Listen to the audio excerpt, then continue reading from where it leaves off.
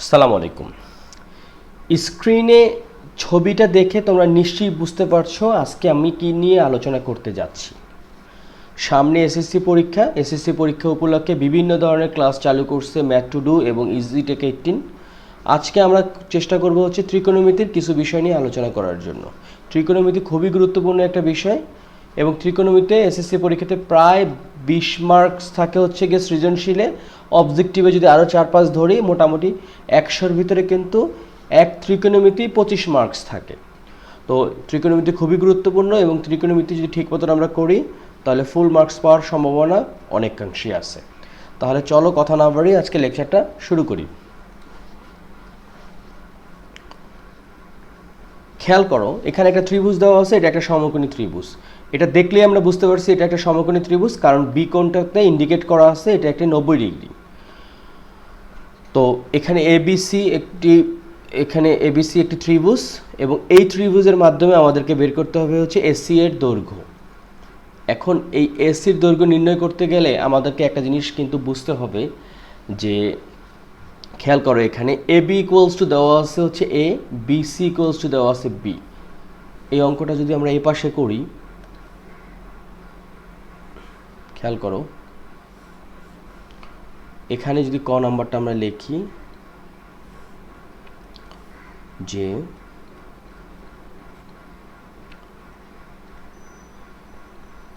দেয়া আছে,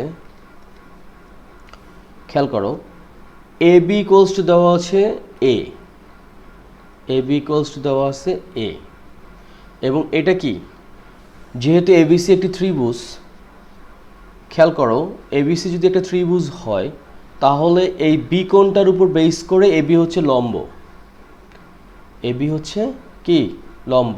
আচ্ছা, লম্ব হিসাবটা দরকার নেই, আমরা জাস্ট একটু নোট রাখি, এটা হচ্ছে লম্ব। ওকে, খেয়াল করো বিসি, বিসি হচ্ছে বি দেওয়া আছে, এই যে বি দেওয়া আছে, এটা কি ভূমি।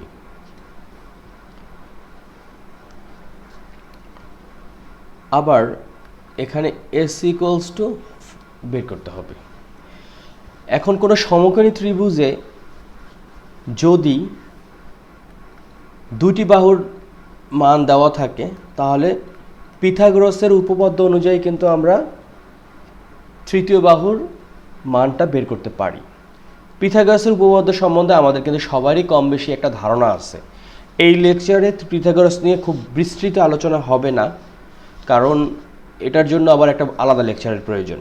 জাস্ট এইটুক বলে রাখি যে পিথাগোরাসের উপপাদ্যতে বলা আছে যে তিনটা বাহুর ভিতরে যেই বাহুটা হচ্ছে অতিভুজ, সেই বাহুটার বর্গ সমান হচ্ছে কি অপর দুই বাহুর বর্গের যোগফল। তাহলে খেয়াল করো এখানে এটা হবে, আমরা লিখতে পারি পিথাগোরাসের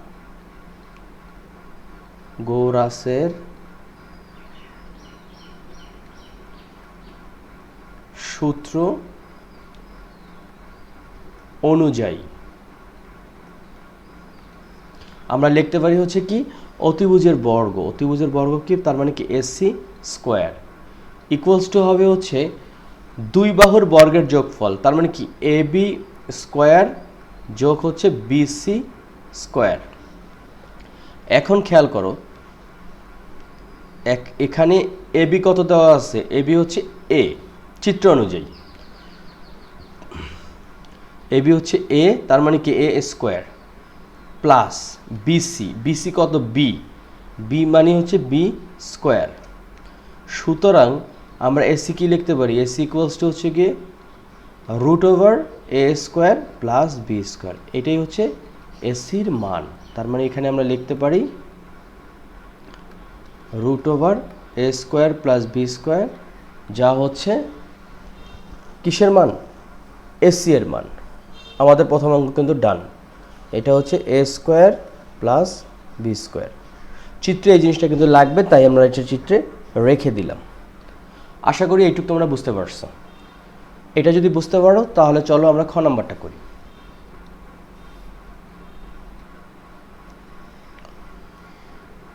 খ নাম্বারটা যদি আমরা খেয়াল করি,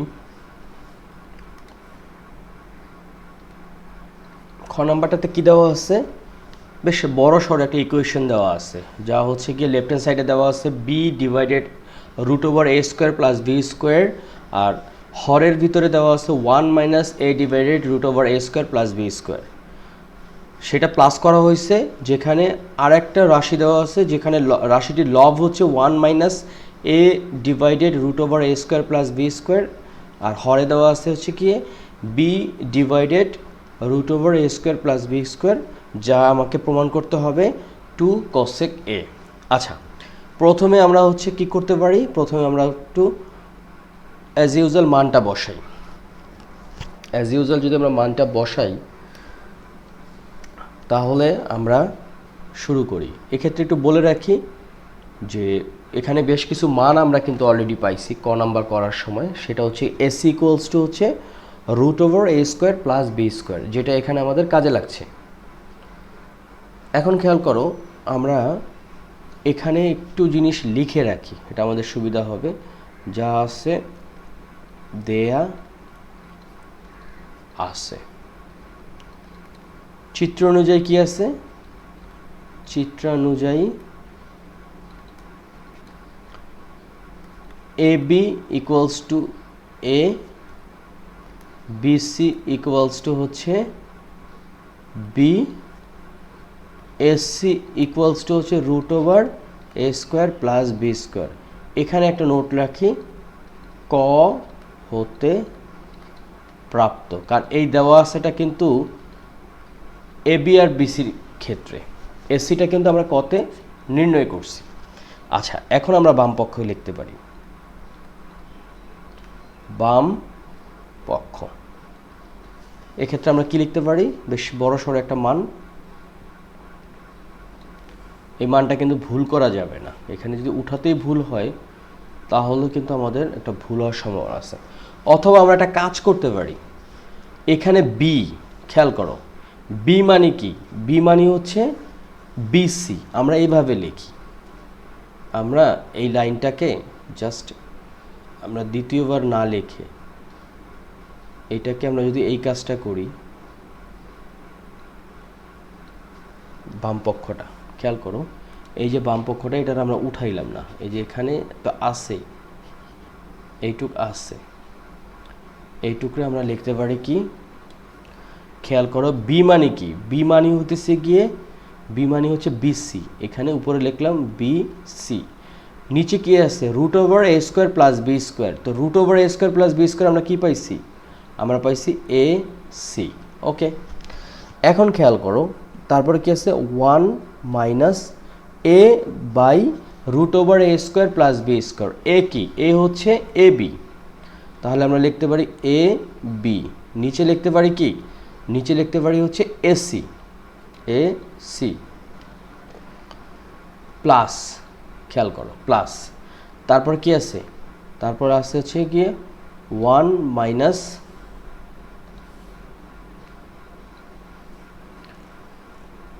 তারপর আছে 1 মাইনাস এ, এ মানে হচ্ছে কি, এ মানে হচ্ছে A B, A B divided হচ্ছে root over A square plus B square মানে হচ্ছে এ সি। ওকে, তার নিচে আবার কি দেওয়া আছে বি, বি মানে হচ্ছে বিসি, তার নিচে হবে হইতেছে কি এ স্কোয়ার প্লাস বি স্কোয়ার মানে কি এ সি। খুব সহজেই কিন্তু আমরা একটা জিনিস পেয়ে গেলাম। এখন খেয়াল করো এই যে এসি বিসি এইগুলো দিয়ে আমরা কি করব, এ বি, একটা জিনিস যদি আমরা চিন্তা করি, আমরা যদি ত্রিকোণমিতিক অভেদাবলী সম্বন্ধে জানি তাহলে কিন্তু আমরা বলতে পারি, খেয়াল করো এখানে এই যে বিসি বাই এসি আছে, বিসি মানে কি, আমরা যদি এ কোণটার কনসিডার করি, এ কোণ এর ক্ষেত্রে, এ কোণের ক্ষেত্রে হচ্ছে, খেয়াল করো এ কোণের ক্ষেত্রে এই এ কোণ যদি হয় তার বিপরীত বাহুটা কি লম্ব, বিপরীত বাহু হচ্ছে লম্ব, লম্ব মানে কি লম্ব ইকুয়ালস টু হচ্ছে বিসি। ওকে, আবার এই যে কোণটা আছে, কোণ সংলগ্ন যে বাহুটা আছে মানে কোণের পাশে যে বাহুটা আছে সেটা কি এ বি, এ বি মানে কি, এ বি মানে হচ্ছে ভূমি, তার মানে ভূমি সমান হচ্ছে এ বি। আর এটা তো এসি আমরা জানি অতিভুজ, এটা লিখলাম হচ্ছে অতিভুজ সমান হচ্ছে এসি। এখন খেয়াল করো এই বিসি বাই এসি দেওয়া আছে, বিসি বাই এসি মানে কি? লম্ব বাই অতিভুজ। লম্ব বাই অতিভুজ মানে কি? লম্ব বাই অতিভুজ মানে হচ্ছে কি আমরা সবাই জানি লম্ব বাই অতিভুজ মানে হচ্ছে কি সাইন এ। ওকে, তারপর কি 1 মাইনাস এখানে কি দেওয়া আছে এবি বাই এসি। এবি মানে কি ভূমি, ভূমি আর ডিভাইডেড কি এসি মানে অতিভুজ, তার মানে ভূমি বাই অতিভুজ কি? ভূমি বাই অতিভুজ মানে হচ্ছে আমরা জানি কস এ, তাহলে লিখতে পারি কস এ প্লাস এবি বাই এসি, যে এবি বাই এসি মাত্র আমরা দেখলাম কস এ। আর এখানে কি আছে, এটা কি ছিল? এটা ছিল হচ্ছে 1 মাইনাস। ওকে, এখন নিচে কি আছে BC by AC. BC by AC একটু আগে কি দেখলাম? লম্ব বাই অতিভুজ মানে হচ্ছে সাইন এ। আমরা কিন্তু বিশাল একটা ব্যাপারকে ছোট্ট একটা ব্যাপারে পরিণত করে ফেলছি। এখন আমরা কি যদি লসাগু করি তাহলে কি আসতেছে 1 মাইনাস কস এ ইন্টু হচ্ছে সাইন এ। খেয়াল করো এখন 1 মাইনাস কস এ এবং ইন্টু সাইন এ, এটা লসাগু এখানে কি আসতেছে সাইন স্কোয়ার এ প্লাস, আর এটা আসতেছে সাইনে সাইনে যেহেতু কাটা তার মানে 1 মাইনাস কস এ হোল স্কোয়ার। এইটুক বিষয় নিশ্চয়ই তোমরা ক্লিয়ার। এখন আমরা যদি পরের ধাপে করি, খেয়াল করো এইটা আসতেছে 1 মাইনাস কস এ ইন্টু আসতেছে সাইন এ। এখন এইটাকে আমরা কি লিখতে পারি? সাইন স্কোয়ার এ প্লাস 1 মাইনাস কস এ, 1 মাইনাস কস এ হোল স্কোয়ার, তার মানে কি এ মাইনাস বি হোল স্কোয়ার। তাহলে কি লিখতে পারি 1 ইন্টু 2 কি 1 ইন্টু কস এ প্লাস কস স্কোয়ার এ, মানে এটা হচ্ছে এ মাইনাস বি হোল স্কোয়ারের সূত্র আমরা করে ফেললাম, A square minus 2ab plus B square. এখন এটাকে কি লিখতে পারি 1 মাইনাস কস এ আর হচ্ছে সাইন এ। তো খেয়াল করো সাইন স্কোয়ার এ আর প্লাস কস স্কোয়ার এ, এটা মানে কি 1, যেহেতু sine square A plus cos square A equals to 1। আচ্ছা গেল। এখন এই দুইটা মিলে তো একটা 1 পাইলাম, এখানে আছে আবার কি প্লাস 1, এখানে আছে হচ্ছে মাইনাস 2 কস এ। খেয়াল করো এখানে কি আসতেছে 2 মাইনাস 2 কস এ, আর এখানে আসতেছে 1 মাইনাস কস এ ইন্টু কি সাইন এ। ওকে,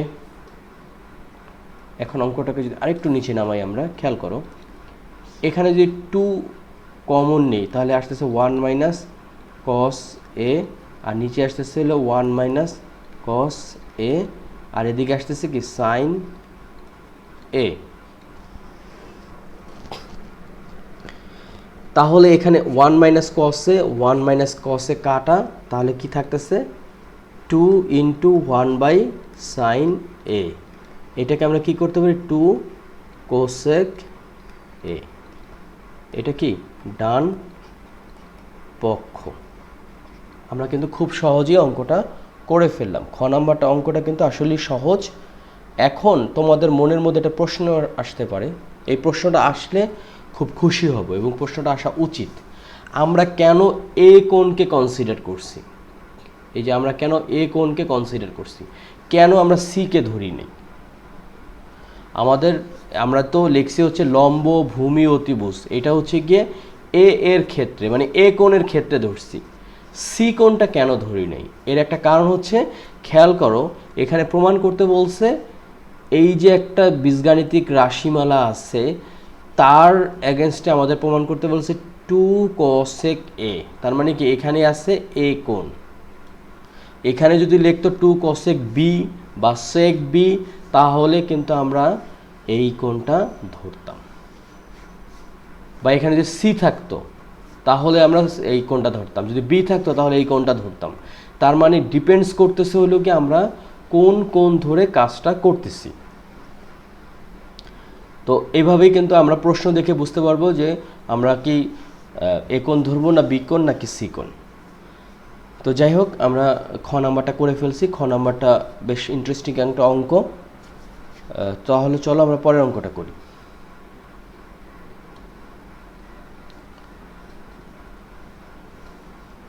আচ্ছা, পরের অঙ্কটা যদি আমরা খেয়াল করি, আমরা ক নম্বর অঙ্কটা একটু যদি কেটে দিই, কারণ ক নম্বর অঙ্কটা তো আমরা করে ফেলছি, আমরা ক নম্বর অঙ্কটার প্রয়োজন নেই।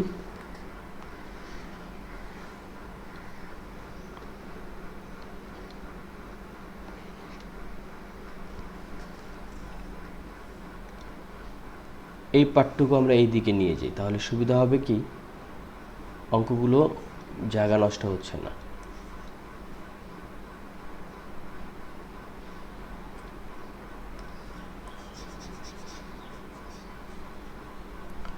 গ নাম্বারটা খেয়াল করো, যেখানে দেওয়া আছে হচ্ছে a equals to 1 b equals to √3 হলে x ও y এর মান নির্ণয় করতে বলছে। ওকে, গ নাম্বারটা যদি খেয়াল করি, আমরা দেওয়া আছে কথাটা লিখলাম না, কারণ এখানে a equals to 1 এবং b equals to √3 দেওয়া আছে। আমাদেরকে x ও y এর মান বের করতে হবে। খেয়াল করো, a কোণের ক্ষেত্রে x প্লাস y আছে এবং c কোণের ক্ষেত্রে আছে x মাইনাস y। তো আমাদের এই দুটা কোণকে কনসিডার করতে হবে এবং সেই জিনিসটা কনসিডার করে x ও y এর মান বের করতে হবে। তাহলে সমকোণী ত্রিভুজের এই যে এবিসি একটি সমকোণী ত্রিভুজ, আমরা যদি প্রথমে এ কোণটি ধরি, যে সমকোণী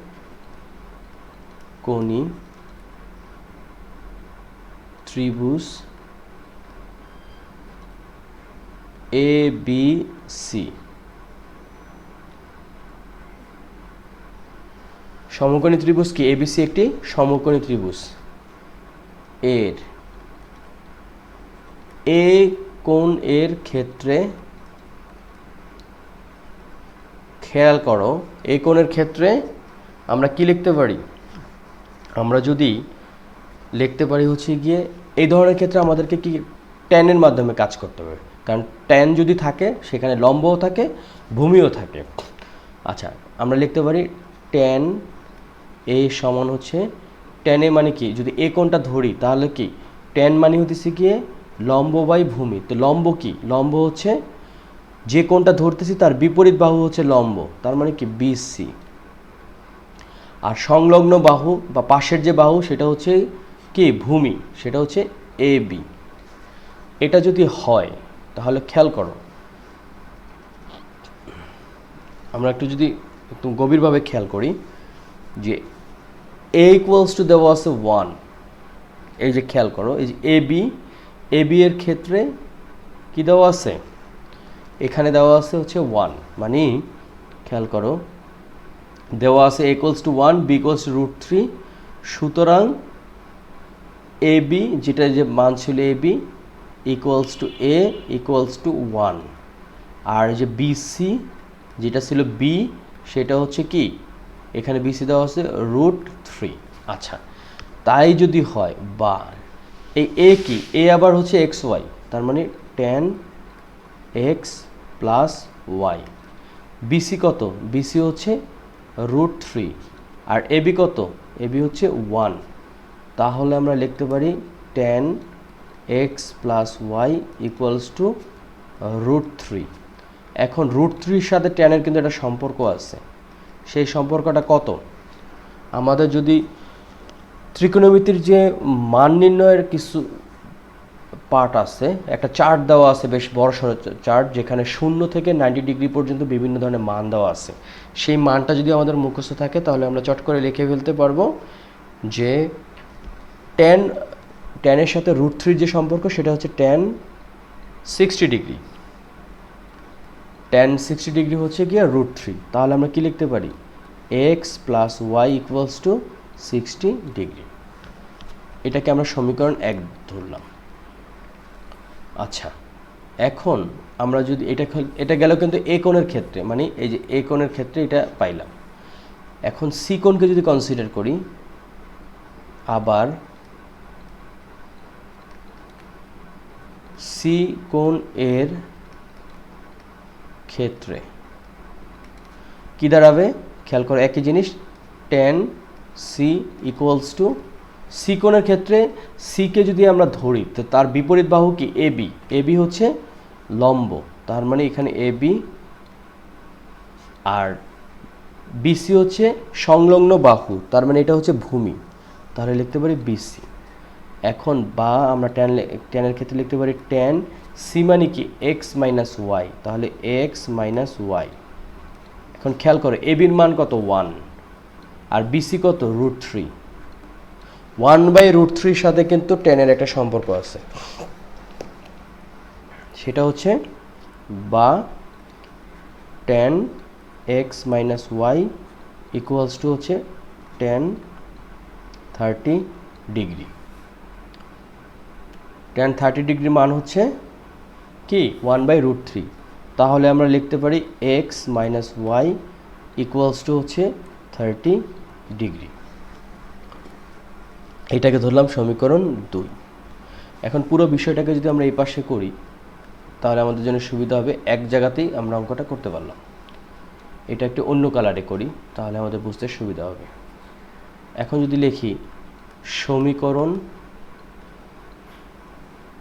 এখানেও দাগটা দিয়ে দিই, ওকে। এখন আমরা লিখতে পারি সমীকরণ 1 ও 2 যোগ করে পাই। তাহলে কি পাচ্ছি আমরা এখানে X plus Y equals to 60 degree আর X minus Y equals to হচ্ছে 30 ডিগ্রি। তাহলে যে যোগ করি তাহলে আসতেছে 2x, এখানে ওয়াই ওয়াই কাটা, এখানে আসতেছে 90 ডিগ্রি, সুতরাং এক্স ইকুয়ালস টু 45 ডিগ্রি। আমরা এক্স ইকুয়ালস টু কত পেলাম 45 ডিগ্রি। আবার যদি আমরা খেয়াল করি আমরা দুইটা কাজ করতে পারি, 1 আর 2 বিয়োগ করতে পারি, অথবা এক্সের মানটা যে কোনো একটা সমীকরণে যদি বসিয়ে দিই। আমরা যদি এক্সের মানটা সাপোজ সমীকরণ 1 বসাই, সমীকরণ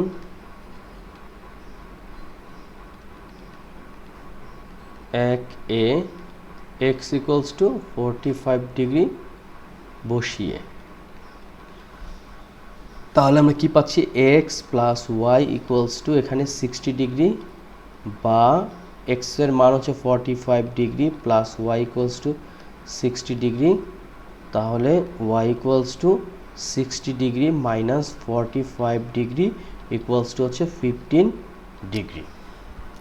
আমরা কিন্তু এক্স ও ওয়াইয়ের মান পেয়ে গেলাম। এই যে এক্স ও ওয়াইয়ের মান নির্ণয় করতে বলছে, এক্স হচ্ছে কত 45 ডিগ্রি আর ওয়াই হচ্ছে 15 ডিগ্রি। খুব সহজেই অঙ্কটি আমরা করে ফেললাম। তো আজকে ত্রিকোণমিতির প্রথম পার্ট সৃজনশীল প্রশ্নের, এরকম এক সপ্তাহে দেখা গেছে যে আমরা হয়তোবা আজকে ত্রিকোণমিতি দিলাম, আগামী দিন হয়তোবা দেখা গেছে সেট নিয়ে পোস্ট করলাম, অথবা দেখা গেছে যে পরিসংখ্যান নিয়ে পোস্ট করলাম। তো প্রতি সপ্তাহে আমরা চেষ্টা করব 3টা পোস্ট করার জন্য, 3টা ভিডিও থাকবে, 3টা লেকচার থাকবে একদিন পর পর। যেদিন পোস্ট করব তার একদিন পর পর আর একটা জিনিস পোস্ট করব। এছাড়া চেষ্টা করব হচ্ছে নবম, দশম বা অষ্টম শ্রেণীর রেগুলার পোস্টগুলো থাকবে, বাট এসএসসির বিশেষ প্রশ্নগুলো থাকবে হচ্ছে সপ্তাহে 3 দিন, যা হচ্ছে একদিন পর পর। তো প্লেলিস্টের ভিতরে সবগুলো দেওয়া থাকবে, তোমাদেরকে আলাদাভাবে খুঁজে বের করার প্রয়োজন নেই। যদি প্লেলিস্টটাতে তোমরা যাও, চ্যানেলটাতে যখন তোমরা এন্ট্রি করবা, প্লেলিস্টে গেলেই তোমরা কিন্তু খুব সহজেই পার্ট দেখতে পারবা, যে সপ্তম শ্রেণীর জন্য আছে, অষ্টম শ্রেণীর জন্য আছে, নবম দশম শ্রেণীর দেখা গেছে বীজগাণিতিক রাশি আছে, সেট আছে। ঠিক সেই রকম এসএসসির প্রিপারেশন নিয়েও, এসএসসি 2021-এর প্রিপারেশন নিয়েও একটা প্লেলিস্ট থাকবে। তো প্লেলিস্ট দেখো, তোমাদের যদি কোনো প্রশ্ন থাকে আমাকে জিজ্ঞাসা করতে পারো। তো নতুন লেকচারটা আজকে আমরা চেষ্টা করব পাবলিশ করে দেওয়ার জন্য, যেটা এইমাত্র আমরা শেষ করলাম। তোমরা দেখে নিবা, যদি কোনো ধরনের প্রশ্ন থাকে আমাকে জিজ্ঞাসা করবা। তো আগামী লেকচারের আমন্ত্রণ জানিয়ে আজকে লেকচারটা এখানেই শেষ করছি। আল্লাহ হাফেজ।